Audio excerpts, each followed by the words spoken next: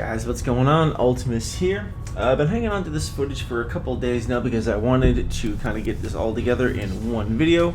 I might split this up into two, but mostly I just wanted to kind of sit down and wait till I had time to do this instead of rushing it out, so I hope you guys don't mind. But what we got here is a couple 3v3 matches that I picked up doing the group finder. It's pretty much how I do all my PvP arena wise nowadays, unless I'm lucky enough to be able to find games with some of the people on my friends list, and that tends to be kind of tricky just because of my play times. So group finder it is, and because of that most of these are Yolo, so I don't really have any voice chat to share with you guys, so I figured I would give it a go with trying to lay down some commentary over it. So I ended up picking up a Resto Druid and a Hunter.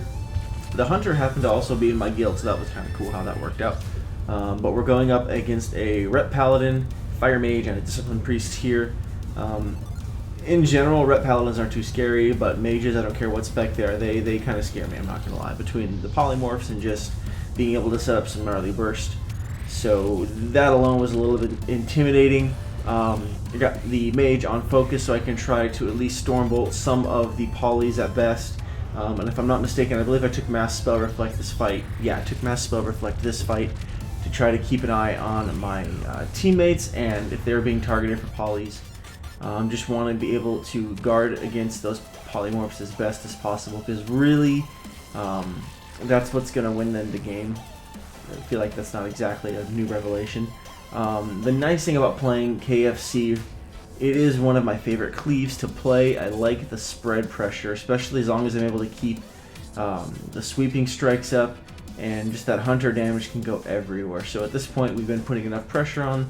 The Paladin felt the need to bubble, and so I'm kind of chilling on him, but I'm swapping over to the Mage here. I probably should have swapped over a little bit sooner. My response time on that one was definitely lagging. The match could have been a little bit different, I think, if I would have swapped sooner. But the Mage is still taking quite a bit of damage, and so I'm deciding to keep on the Mage, swapping over to that heroically. Probably should not have Blade Stormed in that particular instance, but it forced the blink over to the ice block, so I guess it worked out in the long run. Not wasting my time with the ice block, even though I do have Shatter taken, when I can just swap back over to the Paladin and keep the pressure going, because at this point that Paladin has no more bubble, and so I want to optimize on that and not let that opportunity pass me by. And I believe, if I'm not mistaken here, I swapped back over to the Mage in a little bit, but I could be wrong. I don't know if I remember that well. No, I believe we keep the pressure going up on the Paladin here. Stun on that Priest there, don't want to get him any heals off because this Paladin is getting close, and there's the Execute. That's one thing that I've been able to pick up on and definitely felt myself improving on.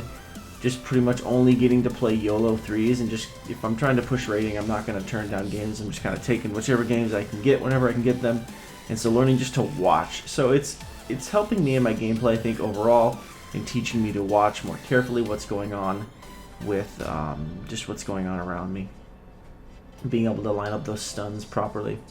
So here in this particular match, we've got a Rogue Mage comp with a Fire Mage again. Now typically you'll see this Rogue Mage Druid RMD, but they've got a Holy Paladin here instead, and they're running with a Fire Mage.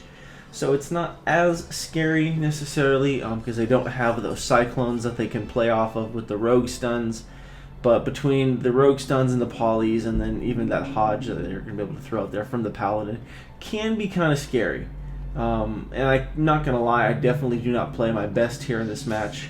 But this Druid we've got here really knows what he's doing. If I can say one thing about this Druid, is this Druid does an excellent job of keeping himself shapeshifted as to not be a target for those polys. So that is excellent, and that of course is going to pay us just massive amounts in the end there. And I think honestly that's what won us the game, because I'm definitely playing sloppy here. I dipped down so low so many times just because the pressure from a Rogue and a Mage is just insane. And my Hunter just went to town on that Rogue. He couldn't do anything.